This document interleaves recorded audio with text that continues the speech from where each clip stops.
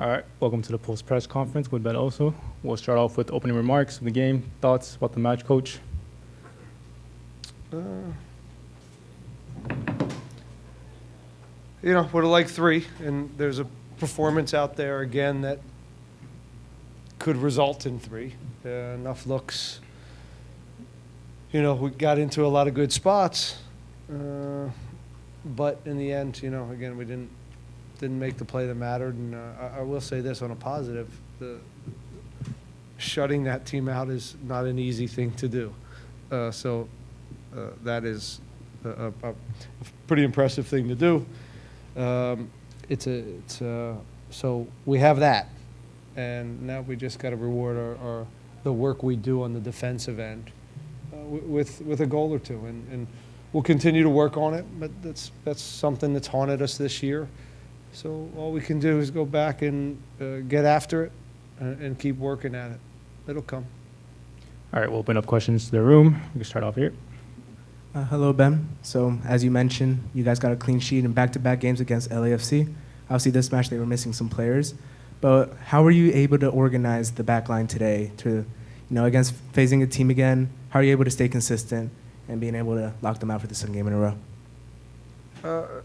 Well, this is a different. They threw us for a loop a bit with the diamond and playing with two strikers.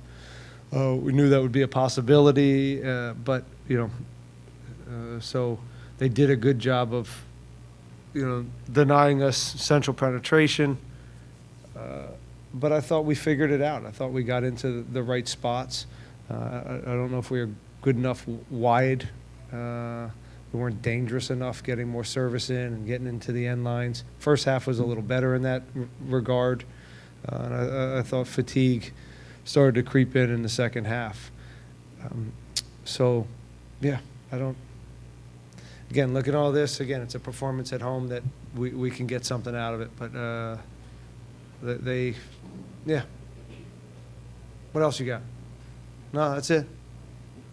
Next question. Coach, just a little bit more on that defensive side. Obviously, you have about 7 games remaining in the season. Just how does that carry on defensively, knowing that obviously every team you're going to face is a little different, but being solid in the back?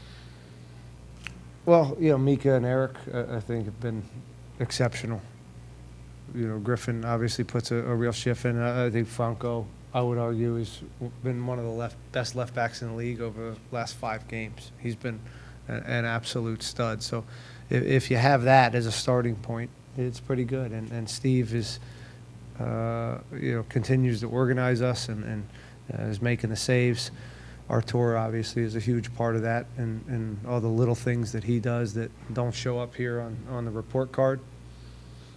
And everybody gives. Everybody is giving everything they have without the ball, and that's kind of just a standard thing that we expect here, and that is, I think, why over the last year and a half we've been able to put a fairly good amount of shutouts up. And again, we talk about rewarding all that hard work with some goals, and today it didn't fall. Toronto, it didn't fall. So these games happen, and they seem to have been happening a little bit more at home. But teams come in here and make it very difficult. There's a lot of defending, and there's a lot of box occupation from them, and it's tough. You need a little extra effort. You got to make your own luck in there. Extra numbers in the box. You got to be pinpoint with the service and find these finer details to score goals. It's hard to score goals. So we got to keep plugging away on that, and we will. We work on it quite a bit because this isn't the first time we've been able to, play in this way and not score goals. But teams make it tough. They made it tough. They're big boys. Service. They defend the box very well, and I thought they put their team was very resilient tonight. Obviously, Nali being out, the importance of having Coco back. Yeah.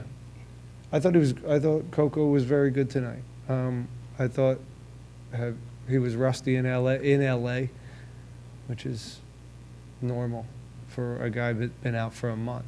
And today you could see his punch. Speed was there, strength, and he's looking to get his job back. I mean, this is competition. This is healthy. So I thought he was good. Then we brought him a little lower in the build next to Artur as Hector got more fatigued, and we pushed him up as the 10. And then when he came lower, I thought he performed well.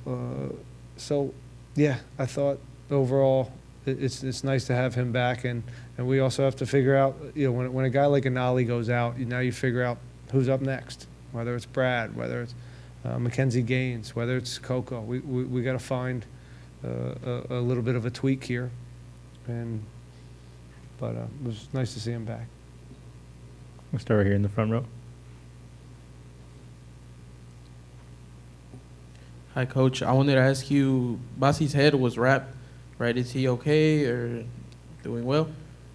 He's going to have a tough time getting that nice fade of his this week, because he's got 8 to 10 staples back there, so he's going to have to grow his hair out a little bit, but he's fine.